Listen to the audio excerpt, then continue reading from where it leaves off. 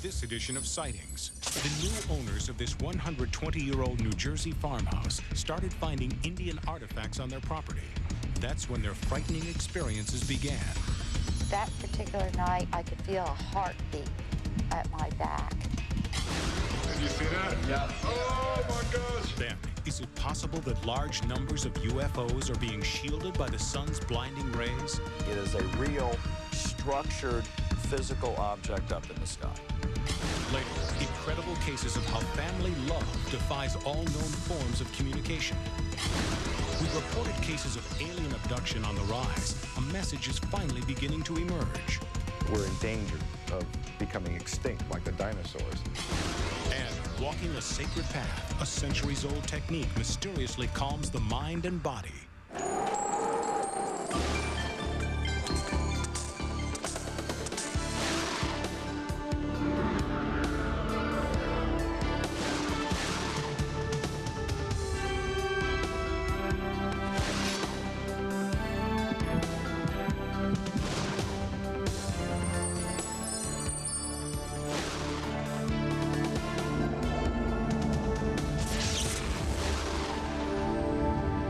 Sightings. I'm Tim White. By day, Randy Liebeck is a federal police officer based in New Jersey. No nonsense, tough as nails. But after hours, he exchanges his service revolver for a magnetometer and becomes Randy Liebeck, Ghostbuster. And when we asked Randy if he was working on any cases right now, he said, "Well, I got a house for you."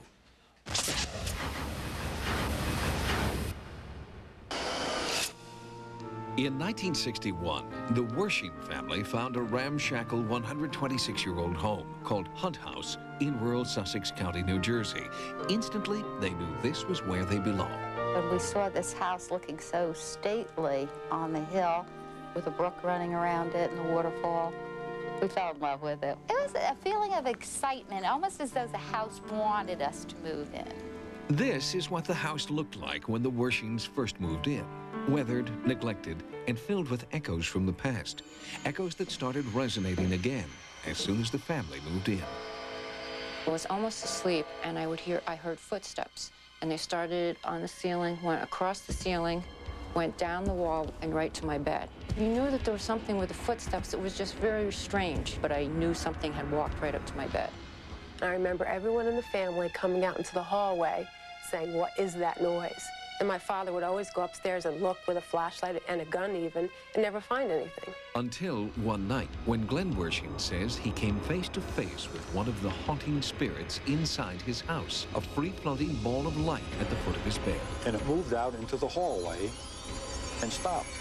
I got within a few feet of it, and it moved into my son's bedroom and hovered at the foot of his bed. So I was a little concerned now, so I walked a little faster, walked up to it, and just as I approached it, it vanished. It was gone. The paranormal encounters continued, and the Wershings began to take a cavalier attitude. The sounds and apparitions were just part of the price one paid for living in a pre-Civil War mansion. But when Glenn Wershing began digging up Native American artifacts long buried in his yard, he unwittingly stirred up a paranormal hornet's nest that no one could ignore. Recently, Jackie was attacked in her bed. That particular night, I could feel a heartbeat at my back. And then all of a sudden, I could hear this voice coming through my mouth. I thought, it's starting to possess me. That frightened me, and I reached back. I could feel coarse hair like you'd feel on a dog. And I jumped out of bed. After 30 years, the family felt the spirits were turning violent. They turned for help to paranormal investigator Randy Liebeck. He brings a unique perspective to the field, combining his interest in the paranormal with his day-to-day job experience as a federal law enforcement officer. On a day-to-day basis, I hear a lot of people tell me a lot of things, and I've gotten to the point in my professional life where I can tell to a large degree of distinction between truth and lies. After a preliminary interview with Glenn and Jackie Wershing, Liebeck scanned Hunt House with a tri-field meter used to detect present levels of electromagnetic energy. According to Liebeck and other investigators, unusually high readings are common in hauntings like this one. Throughout the first and second floor, Liebeck noted only minimal electromagnetism. However, as he approached the third floor landing, the meter spiked. They're here. They're in this room. This closet's off the scale. That's right when you go through the doorway, too. It indicates that there is a high-powered magnetic field inside this closet. Now, I can't see any obvious source for it.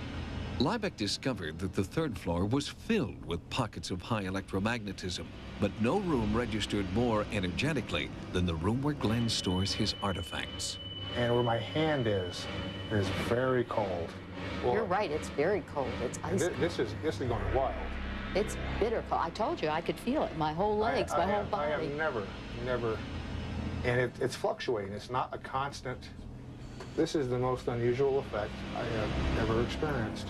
Liebeck has taken field readings in dozens of homes and is aware that many natural environmental factors can cause high levels of electromagnetism. I am not aware of any natural phenomena which would cause a electromagnetic field to move around a premises. Sightings brought in psychic Jennifer Shepard for her take on the haunting activity at Hunt House. A crew is recording her walkthrough in both color and heat-sensitive thermovision. As soon as Shepard comes into the house, she senses an energy vortex. One thing I pick up right in the center of the room is kind of a, it's like a swirling energy, like sort of a tunnel or a funnel cloud, which means that there is like a power spot underneath here. The whole house has a feeling of, it's like a pulsating sorrow. On the second floor, Shepard feels the presence of several different entities, perhaps some of the more than half-dozen former residents who died in this house.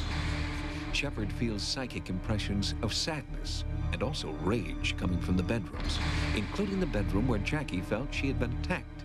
And in the third floor room, where Glenn and his son had encountered the ball of light, Shepard senses the spirit of a vicious creature, not human, and also a woman who was somehow connected to the animal. She may have been aware of this, this nasty little animal spirit that I keep seeing. Maybe she had had experiences with it, but it's almost like she's here to guard you against having lots of troubles with it. She may actually be sort of helping you out with that. Shepard says that the animal spirit was drawing her into Glenn's office, the same room where Randy Liebeck had taken his abnormally high field readings. It's the strange animal presence, which is so dark.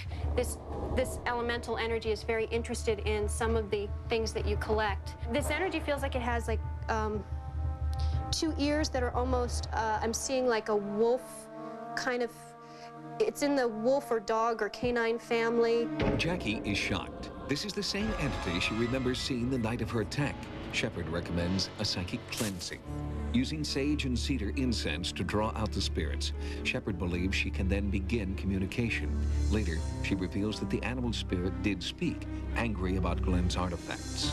Shepard expressed Glenn's great respect for the Native American items in his collection, and she believes this will appease the spirit. My hope is that with this having happened, the Wershings will not have so many of the physical things anymore, because I think this entity has said its piece, basically. Shepard believes that the other entities in Hunt House were actually protecting the Wershings, and now that the animal spirit is gone, the others may soon follow. In the meantime, Randy Liebeck pursues his more practical scientific study. I have been at other places which I definitely believe are haunted in some fashion or other. None of them have interested me as much as this place does. As a cop, Randy Liebeck knows how important hard evidence is to a case.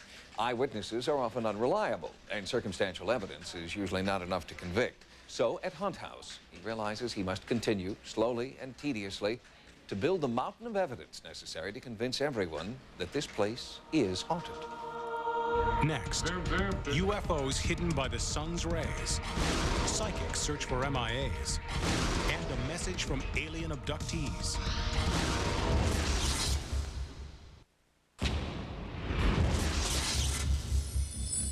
Recently, Sightings received a call from John Bro, a viewer who claimed that he developed a new technique for videotaping UFOs called solar obliteration. Frankly, the technique sounded a little offbeat to us, but when a Sightings camera crew tried out Bro's method, amazing images appeared on our videotape.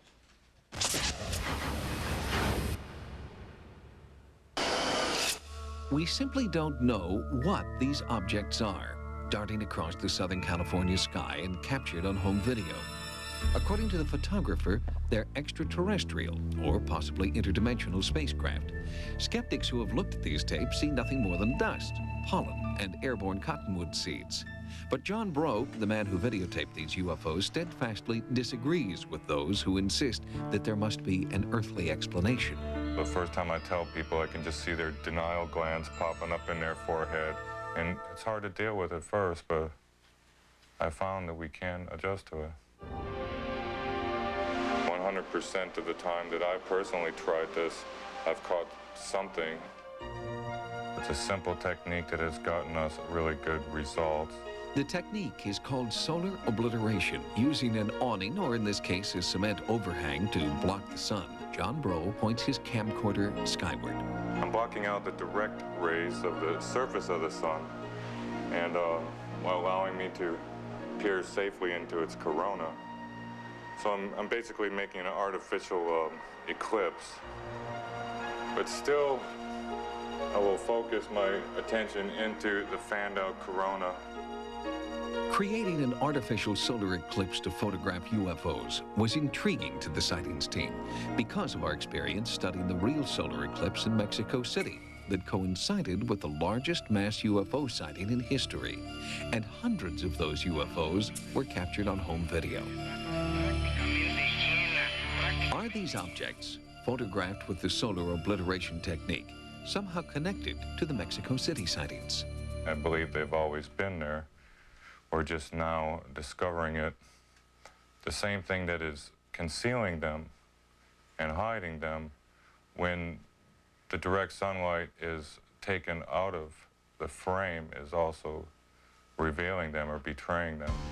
Could these objects, hundreds of them appearing every day, really be alien craft? Sightings asked John Breaux if we could take his UFO tapes to an independent video analyst. He agreed without hesitation. I've been doing this for a long time. Not just digital image processing, but the study of UFO images. Jim Delatoso is a computer scientist with expertise in the digital enhancement of videotapes. He says the objects on several different tapes using the solar obliteration method match precisely the classic UFO shapes cataloged in his photo archive. Hundreds of times in the last 50 years, we've been categorizing different very specific shapes of these unknown craft. This is one of the exact shapes that has been seen since the 50s. Sometimes there's a cylinder and a disc. The disc really looks like Saturn. It's a ball. Sometimes you see the top and the bottom, sometimes you just see the top. Not saying it's alien, but at this point we're saying it is a real, structured, physical object up in the sky. The phenomenon is striking in its simplicity. No more staring at the nighttime sky for days on end. Simply block the sun, point, and shoot. I suggest that anyone that has a video camera can go outside and get something on video that is highly unusual. Could be a UFO, could be an alien piloted spacecraft, could be cottonwood, could be a hot air balloon, could be a lot of things.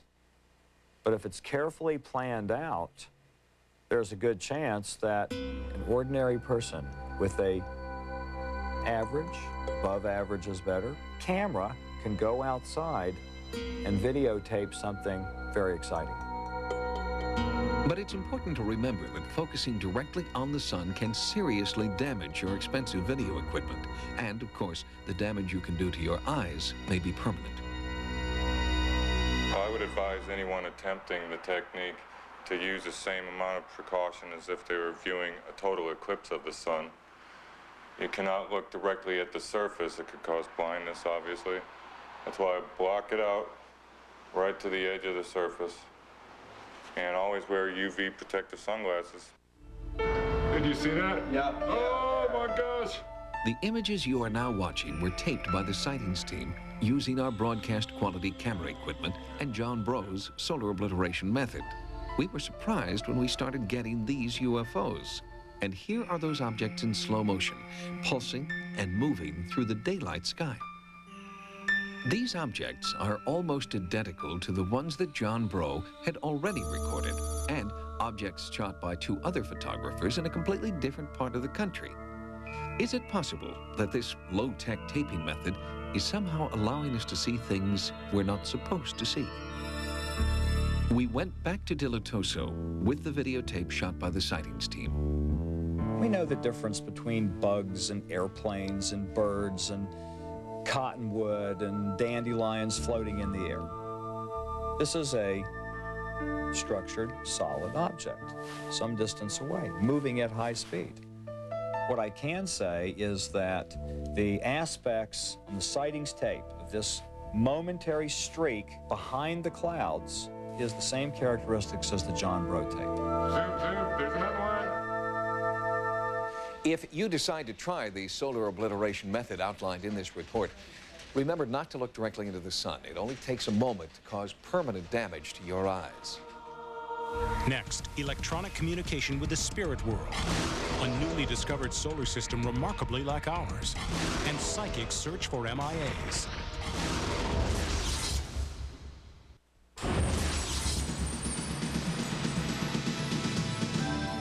Here are some of the stories Sightings is following in the news. The Vietnamese government has agreed to participate in an experimental program to find soldiers still missing in action from the Vietnam War. They're going to use psychics.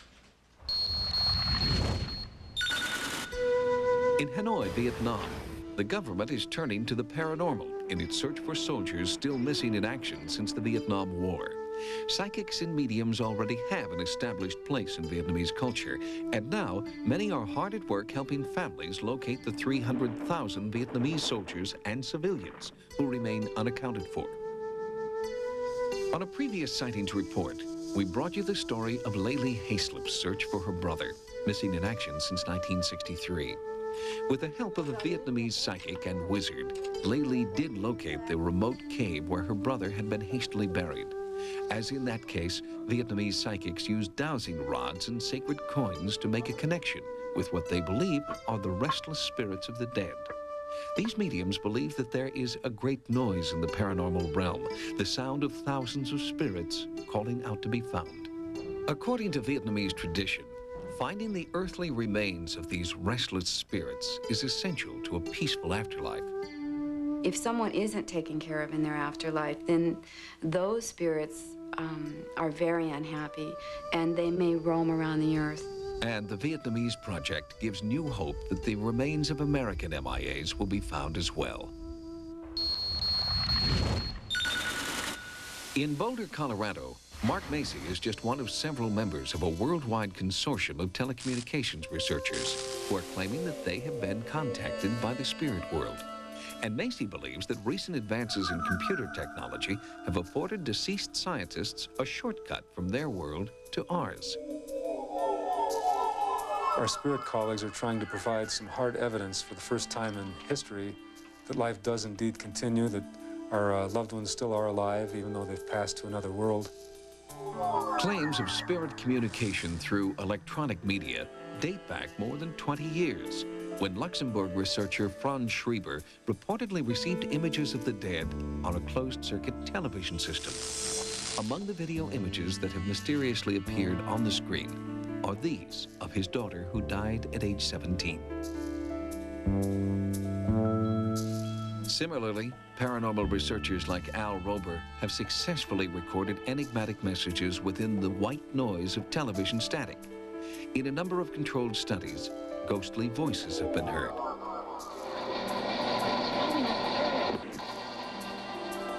And now, the scientists, researchers, and educators who comprise the ITC organization claim to have successfully communicated with the other side, not just through television, but via telephone calls, faxes, and most recently, email. Someday, I'm sure there'll be thousands of telephones and computers hooked up in a network, both on this side and on the other side. I suppose that would give the term Ethernet a whole new meaning.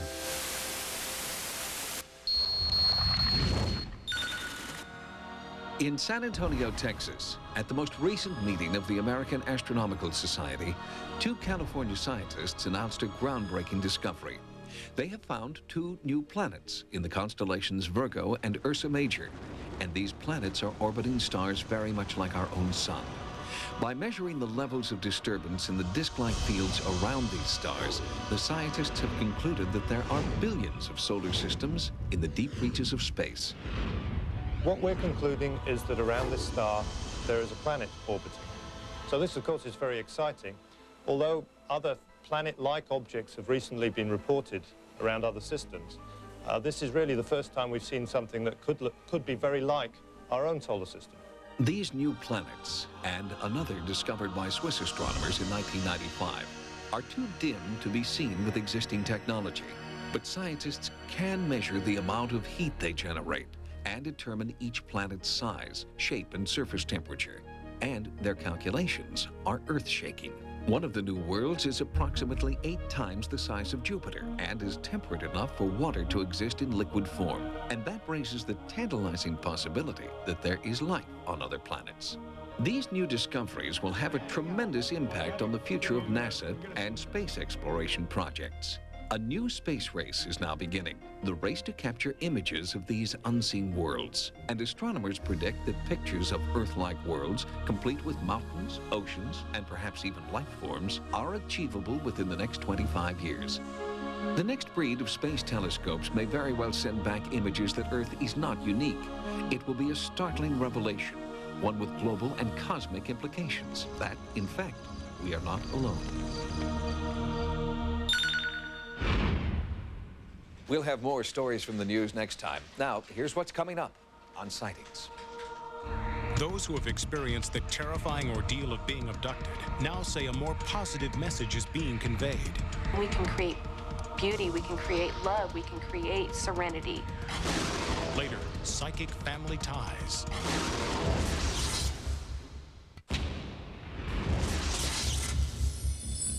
The alien abduction phenomenon has taken a significant turn in recent months. The fear and outrage suffered at the hands of the supposed alien captors is no longer the norm. Now, abductees want to be known as experiencers, and they are returning from their experiences with a sense of purpose and an important message. Sightings correspondent Carla Wald reports.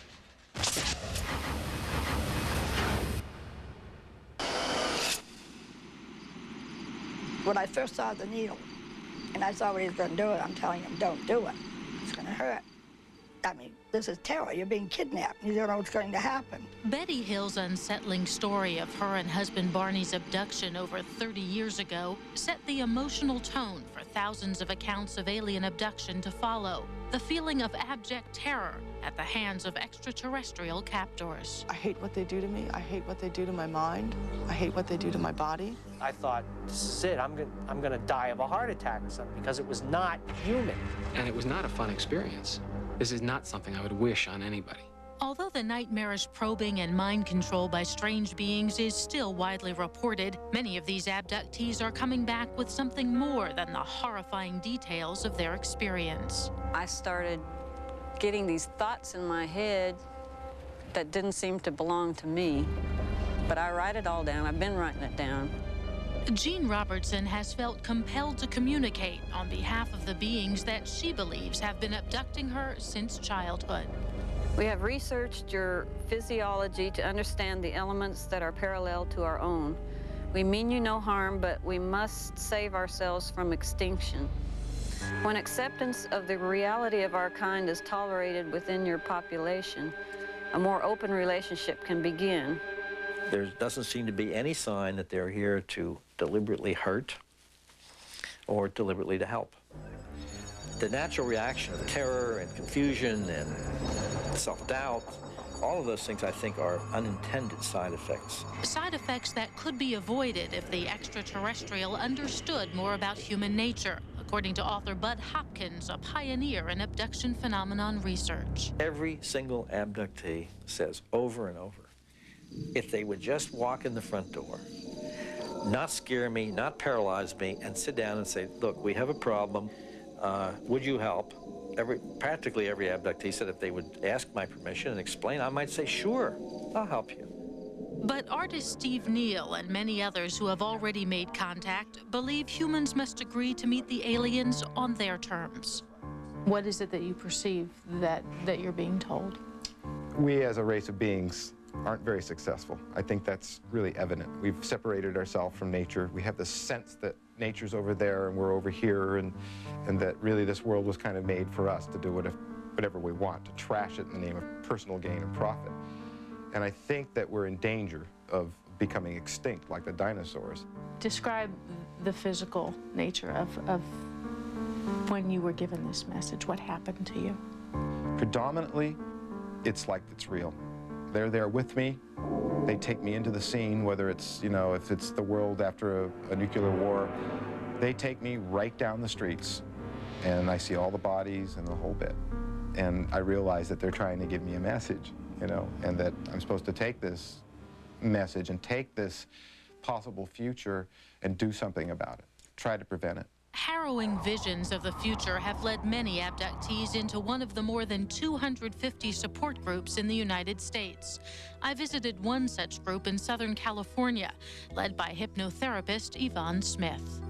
I've worked now with well over 100 cases. People have been told that there's going to be devastation, that there's going to be tremendous earth changes. They are shown these images. It's something that's put into their mind by the abductors. It's very difficult to explain. What kind of images? Tremendous earthquakes, hurricanes. I mean, to the point where we're all going to be destroyed. And when I'm in the middle of a session listening to this, it's very frightening. Those bearing this extraterrestrial prophecy feel a responsibility to deliver the message and hopefully to prevent the prophecy from coming true. I think it's very important to point out that all of these images and so forth of disaster or this or other can be reversed. It's not written in stone. Is it your responsibility, though, to get it reversed? And how does that affect? I was told very distinctly that this is our planet. And we are very powerful beings, and we have to start using that in a positive way, because then we can create beauty, we can create love, we can create serenity, instead of destroying everything and complaining that there's no serenity. And Kathleen Cook believes that she has also discovered why so many abductees must endure humiliating medical experiments. They're trying to not only help out their race, but help out us in case we can't live in this environment anymore.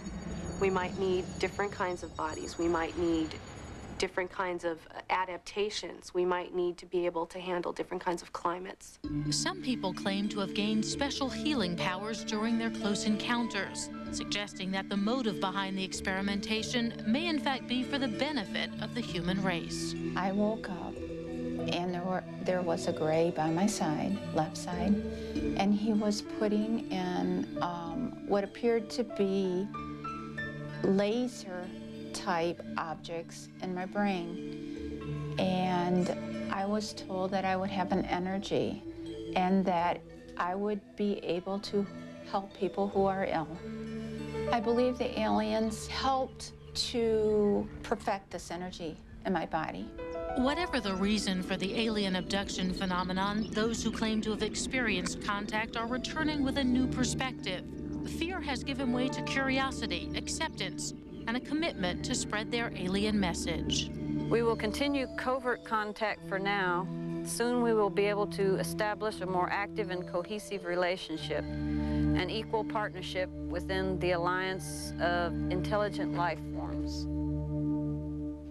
The State University of New York Press has just published a scholarly collection of essays, including several by John Saliba, on the topic of extraterrestrial theology. Its title, The Gods Have Landed, New Religions from Other Worlds. Next, exploring the psychic connection between parents and children. This picture just popped into my head. My lovely Jenny was going to have an accident.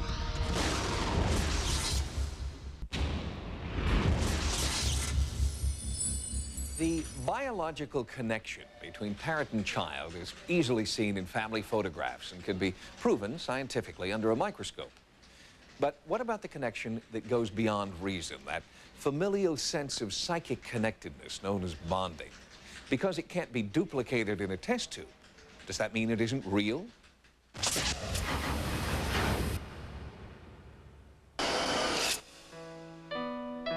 With every loving family, there is a connection that goes far beyond simple biology. There is the ability to feel each other's pain, sense each other's thoughts, even know at a distance when a loved one is in danger. It is, say some paranormal researchers, daily proof that ESP is real. You've just got to accept it, that it's there and it's a sign of love, it's natural. Cassandra Eason is a psychologist who has written several books exploring the psychic bond within families. Her interest in the subject began when Cassandra's son, Jack, predicted that his father would soon be in a serious motorcycle accident. I suppose I was suspicious about what you'd call psychic instincts, intuitions, and one day when Jack was 2.5, he said, Dad's gone roly-poly on his motorbike, but he's all right. At that exact time, Dad was riding down the motorway and he skidded on a patch of oil and went straight into the back of a lorry, but his motorbike was smashed to pieces, but he was all right. When I got home, Cass came running out and said, "It's all right, we know what happened. Jack told us." I can't really explain it myself. That somehow he knew when I was having an accident. And, say psi phenomena researchers, this is not an isolated event and may be far more common than most people believe. Joan and Genevieve Weston have always been very close, never more so than when Joan had a premonition that her daughter would have a car accident on her way to the airport. I wasn't actually doing anything except thinking hard about what I was going to do for lunch when it just popped into my head. This picture just popped into my head. It was as awful as if it had actually happened. My lovely Jenny was going to have an accident. I watched her drive off still in this brilliant sunshine and just prayed that my imagination was working overtime. But I still had this sinking feeling in my stomach. I was in an inside lane looking for my exit to the airport, and I could see a shape of a truck ahead, a flatbed lorry, and suddenly no brakes. So I just took the car down through the gears, manual shift, and applied the handbrake and came to a complete stop with the hood of the car underneath the actual lorry in front, which that was pretty frightening at the time. Dr. Doug Henderson is a professor of psychology at the University of Wisconsin at Stevens Point. He attributes familial telepathy to a field of energy that science cannot yet measure. When we look to find where these psychic phenomena occur, it seems that they occur frequently in people who are biologically related, particularly between mothers and their children. And of course that stands to reason because we all spent the first 9 months of our life as a part of our mother's body. In the case of twins, strong anecdotal evidence already exists to prove a psychic link between siblings, but so far, scientific proof has eluded laboratory researchers. I think that there are whole dimensions of reality that are simply waiting to be discovered out there. I come back to Marconi discovering radio waves. They existed, they're part of the environment. We simply didn't know how to look for them. And once we find how to look for these things, I think they'll be there. Dolores Jenkins was haunted by a recurring dream in which she vividly saw her son Greg crashing his moped. And then it became more than just a dream for Dolores, who is an emergency dispatch operator. Before the accident happened, I was sitting there, and then I started getting that feeling. Like I said, something's wrong, something's going to happen. And I said, oh my God, no, this is it. I could see it, just detail, everything detail, okay? And then I see him making that turn. I see the bike sliding out, and I see Greg going that way, and then I bounce, you know, it's just like slow motion. We hit like this oil, and we slid, and when he pulled me down, I knocked my head on the concrete and went unconscious. If she could predict the future, Dolores felt, perhaps she could also change it, visualizing her son's complete recovery. I'm a mother, I don't want my son to get hurt, and I remember the dream. So I get up and I start to walk around and do something that maybe will change this dream. You know, I was protecting my child from getting mangled and hurt. Greg did make a complete recovery. He believes his psychic bond with his mother made all the difference. I didn't believe in it too until it happens to you. Then that's when you believe it. Mainstream scientists do not believe that these anecdotal accounts prove conclusively the existence of psychic ability. But for the families involved, no more proof is necessary. We don't actually try and label it. We're just most awfully grateful it's there, because it's quite a reassuring and quite a comforting thing. They're the link of love. They're not spooky. They're natural parts of human experience, starting perhaps from before birth and perhaps going beyond death. If you feel that you and your family have a psychic bond, researchers suggest you keep a diary to document your paranormal connections. If enough people begin to document these coincidences, maybe they won't be called coincidences anymore. Next, entering an altered state of consciousness by walking a sacred path. The labyrinth is really, it's a blueprint where psyche meets soul.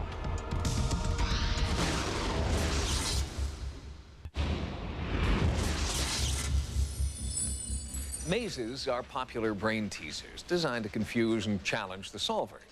But the earliest mazes, called labyrinths, had a completely different purpose.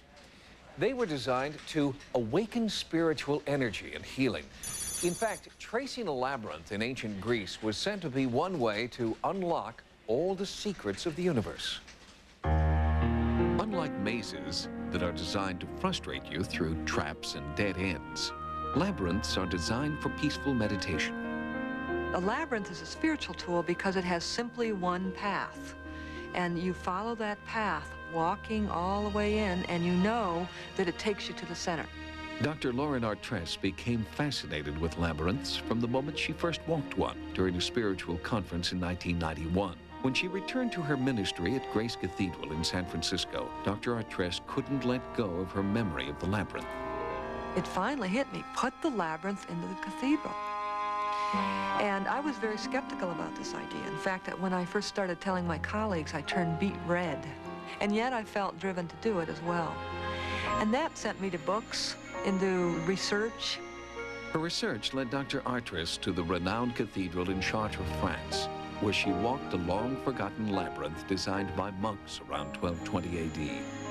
But what I learned was that this is an ancient lost art. This is an ancient tool that has been lying in the archives of many religious traditions, dusty and forgotten, because we emphasize the rational mind so much at the cost of the intuitive, the deep spiritual element that we each carry within us. And that's why we're so hungry now as we look and walk into the next century. Throughout history, labyrinths have enjoyed peaks of popularity and then they disappear. This happens time and time again. Today, we're waking up to new ways of viewing reality. And labyrinths are tools that can help you experience that. Sig Lundgren, an Earth Mysteries writer and lecturer, has designed his own labyrinth in the backyard of his northern Vermont home. I walk labyrinths because they help me think more clearly about issues that are up for me in my life. And they help me look at problems from different points of view and offer possible resolution and a way of checking out whether that resolution is really valid or not. The intense mystical effect of a labyrinth caused this man, Alex Champion, to abandon his professional career 6 years ago so he could design and build the winding pathways for others. I was working as a research biochemist in a research facility, and I really saw that I didn't want to do that for the rest of my life. So I was looking for a way out, essentially. And I decided that I would start making labyrinths as a profession. It was an unusual path for a man trained in mainstream science. I think it's basically the design fascinates me. I think the experience that people get when they walk them fascinates me. And I actually like to make them. I like to dig out the soil and shape it into this labyrinth. I find that very satisfying. And Champion continues to find satisfying nuances in his labyrinth building. The original reason why I got into them was that they're a spiritual symbol. But then after a while, I saw that other friends actually said to me, Alex, you're making artwork.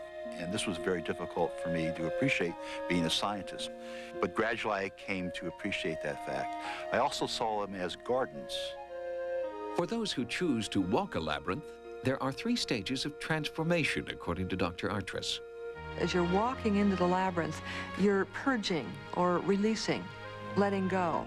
We shed our everyday thoughts. The center, illumination, is a place of prayer and meditation. The only instruction is to walk in with an open heart and an open mind. So it's a sense of receiving and opening yourself. And then when you're complete in the center, you can walk the same path back out, and you again enter union. And there's a strange sense of empowerment and everything kind of coming together when you're walking out of the labyrinth. There's a renewed sense of, okay, I can do this. I can do this. I can do the task that's before me in the world. Although labyrinths haven't been used in cathedrals for centuries, Dr. Artress believes that they are deserving of a 21st century renaissance. The labyrinth is a wonderful tool to bridge between the traditional and the non-traditional. And it belongs in a Gothic cathedral. That's its tradition. And many people say, what is this? What is the labyrinth about? And is this kind of a new age tool? And I sort of chuckle when I hear that, because this is a 12th century mystical tool. So if someone says new age, I always say, well, how about Middle Ages?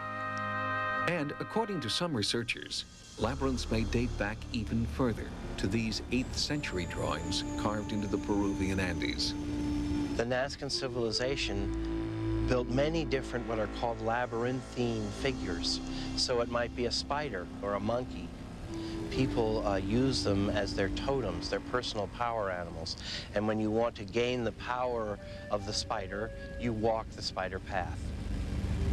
It is a new interpretation for the Nazca lines, long thought to be an ancient form of communication with outer space.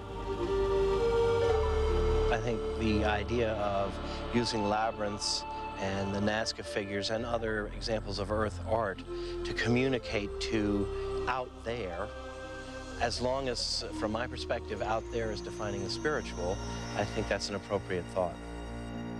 And people of many faiths have found that spiritual connection in the labyrinth. Walking the labyrinth has really changed my life. I found a profound way of being able to meditate. The labyrinth is really something that we're looking for. It's a tool that we need. The labyrinth is really, it's a blueprint where psyche meets soul. Dr. Artress is continuing to encourage people worldwide to seek spiritual reawakening by walking a labyrinth. She is now embarking on a project to get as many people as possible to walk a labyrinth on the stroke of midnight, January 1st, 2000.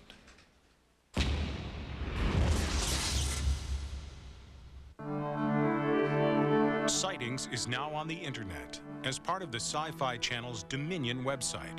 By typing sci-fi.com, users can access information about the entire global Sci-Fi Channel lineup, as well as downloads from dozens of sci-fi movies and series, interviews with noted celebrities, games, and links to the hottest paranormal websites.